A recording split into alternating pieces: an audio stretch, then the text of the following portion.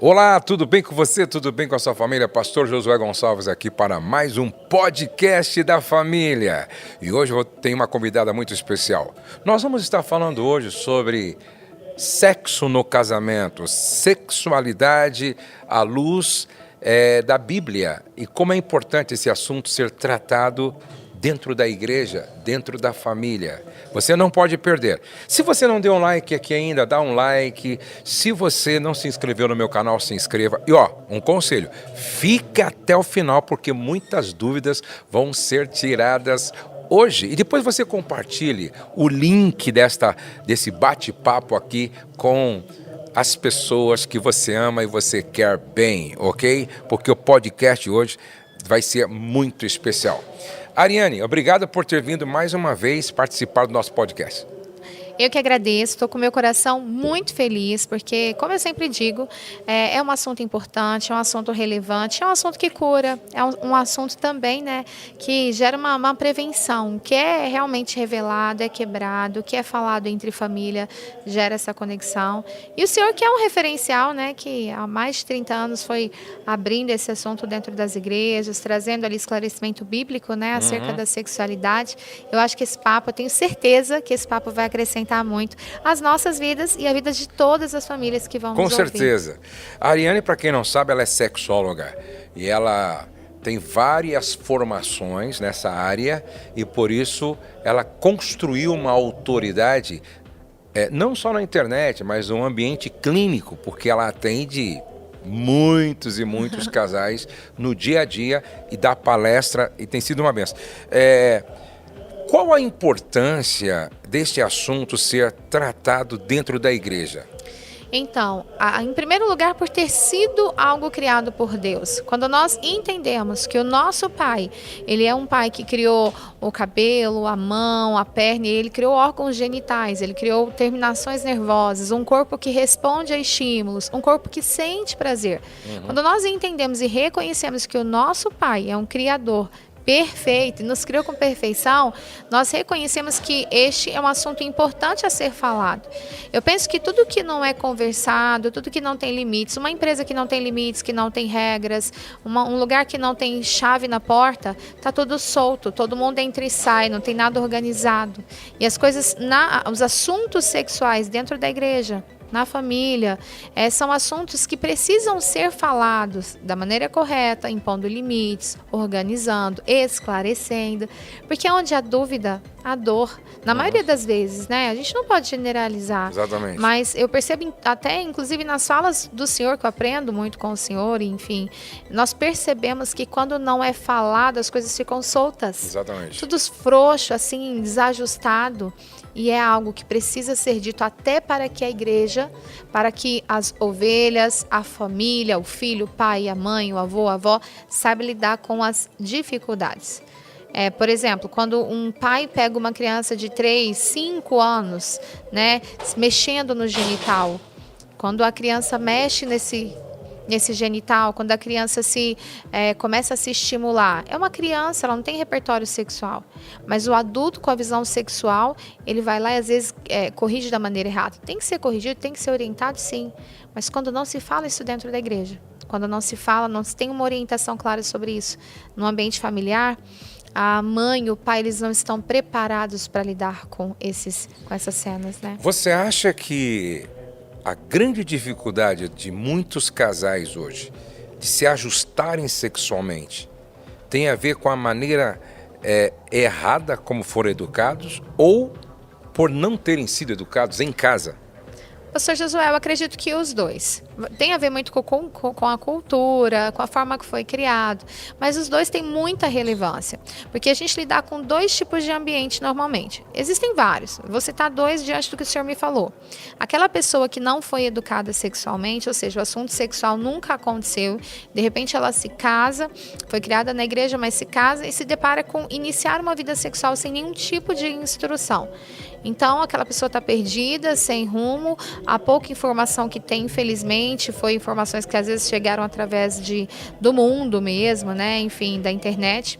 E tem a pessoa que foi educada de forma errada. extremamente oprimida, corrigida de forma errada, exposta muitas vezes, né, a correções com agressividades físicas, agressividades verbais. Então, por exemplo, um pai que pega uma cena de um adolescente se masturbando e o pai oprime, corrige, às vezes bate, às vezes põe para a igreja inteira, às vezes começa com uma situação de orar na cabeça do menino, repreendendo o demônio, como eu já ouvi várias coisas. A criança fica assustada, isso pode gerar um bloqueio na sexualidade daquele indivíduo. Então, tem vários fatores. Eu acho que hoje, né, para a honra e glória de Jesus, usando a sua vida, usando a vida de várias pessoas, né, a sexualidade ela tem sido mais esclarecida na igreja, nos ambientes familiares. Falta muito, mas nós já estamos alguns passos, né, à frente do que era há 30 anos atrás. E eu acredito que o falar e o esclarecer, isso é como uma prevenção. Eu costumo fazer uma analogia muito engraçada. É como uma injeção. A gente toma uma vacina e dói. Uma antitetânica, por exemplo, você vai sentir a dor. Então, o assunto sexo constrange às vezes. Vai gerar uma vergonha. Ai, Deus, como assim? Um incômodo. Mas depois, a pessoa está imunizada. No mínimo, ela está sendo tratada, está sendo imunizada. Então, eu acho que sim, o adulto hoje, ele sofre, alguns, né, uma sexualidade mal resolvida, não tendo prazer, não se intrigando, não sabendo lidar com uma disfunção, pelo simples fato de não ter a informação ou de ter tido a informação errada. Errada, exatamente. E aí,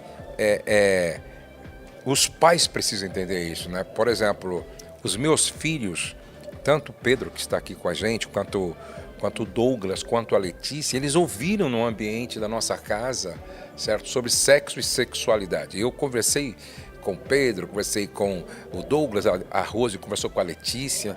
Então, quando eles se casaram, eles tinham a informação correta. E aí eles não tiveram os problemas que muitos tiveram.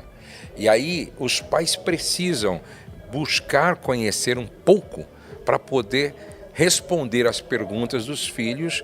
Eu me lembro que eu ajudei uma mulher que tinha uma jovem senhora, dificuldade na relação sexual, porque a mãe dela, sendo frustrada sexualmente, plantou na mente dela uma mentira que se tornou uma verdade. E aí impedia que ela fosse realmente feliz na área sexual. Mas agora, qual é a maior dificuldade das mulheres?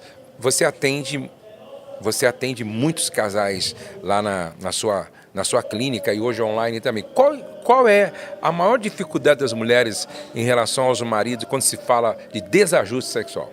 Então, hoje, uma demanda muito grande que a gente tem em ambiente clínico é o desejo hipoativo, falta de desejo sexual, falta de vontade de ir para o momento de intimidade.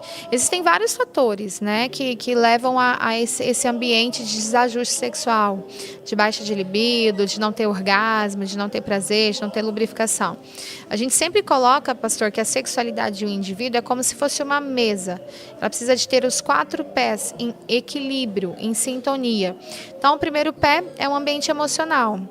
O que eu penso sobre sexo, né? Como eu vejo o ambiente sexual, o que eu tenho construído ali, né? Então, a mente, a gente chama de memória afetiva sexual. Esse é o primeiro pezinho da mesa, né? Interessante. O segundo pé da mesa é a saúde física. Então, essa mulher ou esse homem que tem alguma disfunção, o intestino funciona, bebe água, dorme bem. Como que tá a vitamina B, né? Vitamina B12, vitamina D, testosterona, como estão os hormônios, né? E isso é muito sério. Depois o outro pé é a saúde íntima, saúde genital. Então a gente envolve ali a saúde gênito e gênito-pélvica. Então tem que avaliar como que está a força do assoalho pélvico, tem que avaliar como que está o entumecimento periano, irrigação, a saúde do órgão genital desse homem ou dessa mulher, do aparelho reprodutor, sabe? E por fim, não menos importante, a prática. Tudo aquilo que eu não domino, eu temo. Tudo aquilo que eu não governo está extremamente desorganizado. Então, às vezes, a mulher, né, em si, ou até o homem, não foi ensinado a gostar, a pegar, a tocar, não foi ensinado nada sobre a prática sexual em si. Infelizmente, pastor, nós não somos ensinados a fazer sexo. E as pessoas vão dizer, mas o sexo é instinto. Não, o instinto ele é muito... se a gente for viver só de instinto, nós iríamos estar na rua, sentir vontade de fazer o 2, abaixar a calça e fazer. Por que nós não fazemos as nossas necessidades na rua, na calçada do vizinho? Porque nós não vivemos por instinto. Então, o sexo ele é aprendido como aprendemos a dirigir um carro. Você entra num carro, você tem que entender sobre o retrovisor lateral, central, embreagem. E não se ensinam a fazer sexo, principalmente no meio cristão. E aí muitos cristãos praticam um sexo pornográfico. Né? Aquela coisa de força, pressão, velocidade, com palavras extremamente torpes, fora de um contexto sexual saudável, e acreditam que aquilo é o certo. Então, o quarto pé, a prática, saber fazer, aonde tocar, como tocar, a maneira correta. Nosso corpo tem segredos, né, anatômicos, nós precisamos entender. Então, quando vem esse paciente com essa demanda, tipo, não gosto, tenho nojo, não tenho vontade, não tenho desejo, não tenho lubrificação, não tenho ereção, essa é a maior demanda, a maior de todas. Então, quando vem, normalmente a gente avalia esses 4 pés. Se um deles está manco, ou se os 4 estão desorganizados, ou se 3, a gente vai trabalhar o realinhamento, o reajuste dentro do ambiente clínico e pastoral também, porque querendo ou não, é uma coisa muito séria. Esses 4 pés, eles sustentam, mas o principal, que é o que recobre essa mesa, é o espiritual.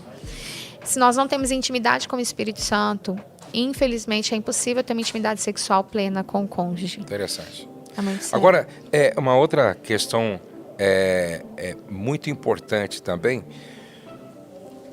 Essa é uma pergunta que sempre chega pra gente, né? O que você acha dessa questão do motel? É pecado, não é pecado, é errado? Como é que você responde quando se pergunta isso para você?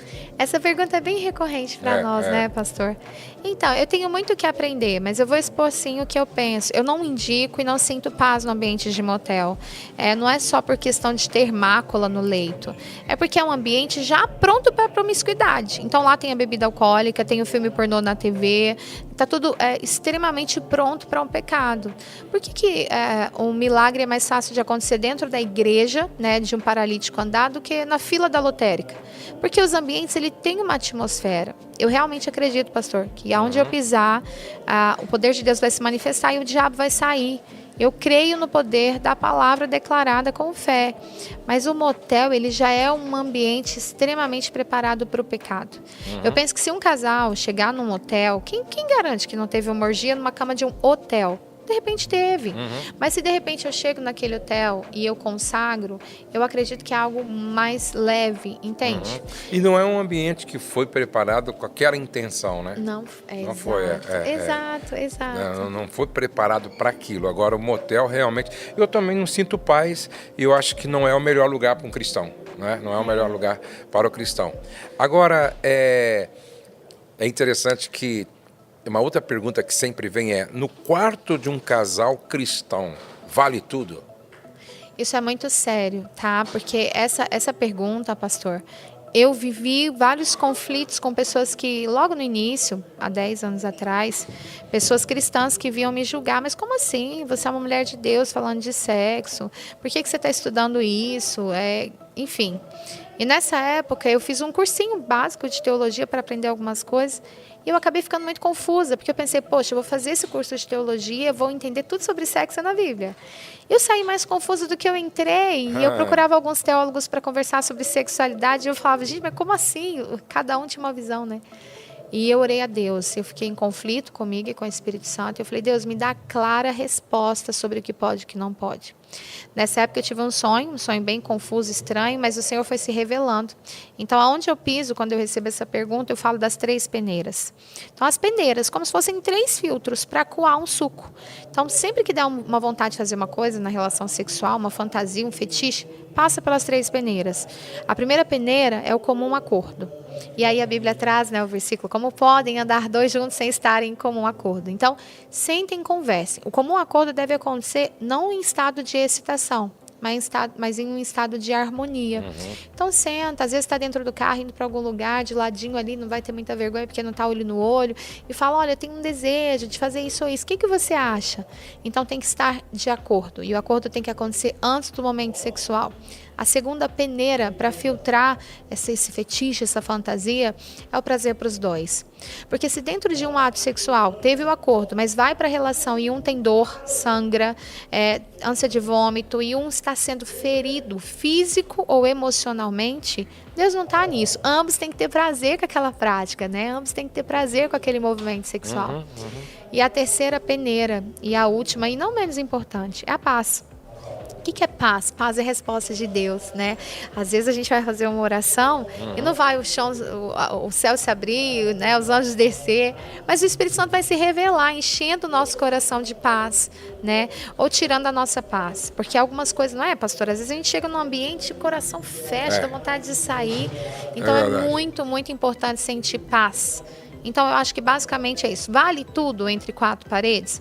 Pensa, tá de comum acordo? Tem prazer para os dois sentem paz. Se passou pelas três peneiras, eu não tenho como julgar. Não é antibíblico, né? Não tá... E sobretudo, a Bíblia diz, quer comais ou bebais, façam tudo para a glória do Senhor. E essa é uma pergunta interessante. Está trazendo glória para Deus isso? Deus está sendo glorificado nisso? Eu creio que essa é uma pergunta que a gente tem que fazer sempre.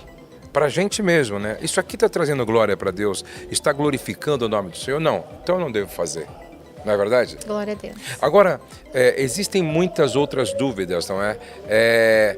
Por exemplo, muitas mães perguntam qual é a idade ideal para começar a falar de sexualidade e sexo para os filhos? Então, isso é fantástico, porque quando uma mãe se preocupa com isso, eu já fico feliz. Eu já fico em festa. Claro. Porque somos nós pais que devemos levar essa informação. Esse é um assunto mais íntimo entre dois seres. Então, o assunto mais delicado e mais íntimo, ele deve acontecer no seio familiar, no ambiente familiar, né? Então, a idade para falar de sexo com uma criança seria desde que ela nasceu e que entregando as informações de acordo com que ela cresça. Não necessariamente sobre sexo, mas sobre a sexualidade em si. Porque sexo é uma coisa, mas sexualidade é muito amplo. Gente, um tocar na mão é um ato sexual. Você falando de sexualidade e não de sexo homem e mulher. Então, assim, o que a gente entende comprovado cientificamente pela psicologia, por estudos relacionados ao desenvolvimento psíquico de uma criança? A criança, a partir dos 6 anos de idade completos, ela já tem preparo cognitivo mental para aprender o que é sexo. A partir de 6 anos de idade ela já tem esse preparo. Mas vai da cultura familiar e da forma que esses pais vão falar. Como que a gente orienta? A criança está ali caminhando com 3, 4, 5 anos, a gente já tem que prevenir, né? Levar as informações do tipo, aqui é seu órgão íntimo. É muito legal, pastor, que os pais não usem palavrinhas bonitinhas, né? Eu pratiquei esse erro também como mãe, depois estudando eu vi que a gente tinha que rever. Mas ficar falando, o seu pipi, o seu popô, não, é o pênis, é a vagina. Isso é muito sério. A gente tem que educar da maneira correta. Usando as palavras corretas, né? Exato, pastor. Para que a criança não se sinta enganada. Que quando ela vai lá para a escola, ela fala, poxa, mas eu me senti enganada. Minha mãe me ensinou outro nome, outra coisa. E assim, por vários outros motivos. Então, qual é a orientação mais assertiva? Vamos lá. Primeiro, a criança vai ensinando, vai educando pelo caminho, né? Mas a criança chegou aos 6, 7 anos de idade. Está no tempo de ter uma conversa mais clara com essa criança. E aí, se a criança veio perguntar para você, devolva a pergunta para ela. Fala, olha, você quer saber o que é sexo? O que você acha que é sexo, filha? Sorrindo, simpatia, acolhimento, principalmente o acolhimento. A criança precisa se sentir acolhida pelo pai e pela mãe. Não tipo, aonde você ouviu isso? O que você quer saber sobre isso? Não, acolha aquela criança com um sorriso no rosto. Devolva a pergunta. Escute o que ela tem para falar. Escutar os filhos é muito importante sobre esse assunto. Escutou o que a criança tem para falar, você vai passar o seu princípio. É muito importante que você enfatize a afetividade. Como assim? O sexo na internet, ele é extremamente carnalizado. Nós entendemos biblicamente que o sexo é muito mais espiritual do que físico. Então, enfatiza para a criança o amor. Tipo, eu e papai, a gente se ama tanto, tanto, que a gente tem um momento que Deus preparou para a gente, onde papai e mamãe ficam juntinhos. E aí esse momento de amor se chama sexo. E é um momento para adultos, casados, entende? Transborda sobre o seu filho com amor e carinho aquilo que é real, né? Explicou, é muito bom, pastor José, para encerrar. essa fala, que a mãe pergunte: você tem alguma dúvida a mais? Ah, não tem. Pode perguntar o que quiser. E aí fecha, enfatizando: filho, filha, comigo você pode falar sempre desse assunto. Comigo não precisa ter vergonha, eu tô com você. Isso. Porque assim você fecha ali com a criança. Mais tarde vão ensinar alguma coisa para ela, ela vai perguntar para quem? Para a mãe, para o pai. Para o pai. Exatamente. É isso. Foi muito bom essa nossa conversa, que bênção. Obrigado, Ariane, e vamos ter outros momentos assim, tá bom? Assim que o pessoal nunca se esquecer desse tempo aqui, não é?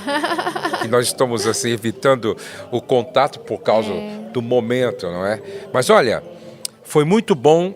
A Ariane, ela tem um trabalho lindo que ela faz no Instagram, no Facebook, no YouTube. Qual é o seu endereço no Instagram? É o meu nome mesmo, ARYANNE. Ariane, sexóloga cristã. Tem conteúdo bem legal lá. Inclusive, vocês vão ver muito pastor Josué lá. Siga lá, porque conteúdo. vale muito a pena. Gente, Deus abençoe vocês. Deus abençoe você, sua casa, sua família. Se você não deu um like, dá um like, se inscreva no meu canal se você não se inscreveu. Deixa sua pergunta, sua mensagem, seu pedido de oração aqui. E olha, lembre-se de uma coisa: nenhum sucesso justifica o fracasso de uma família. Você nasceu para vencer. O céu não está em crise, Deus está no controle, nós cremos em milagres. E a nossa família está debaixo da graça de Deus. Até o nosso próximo encontro. Um grande abraço.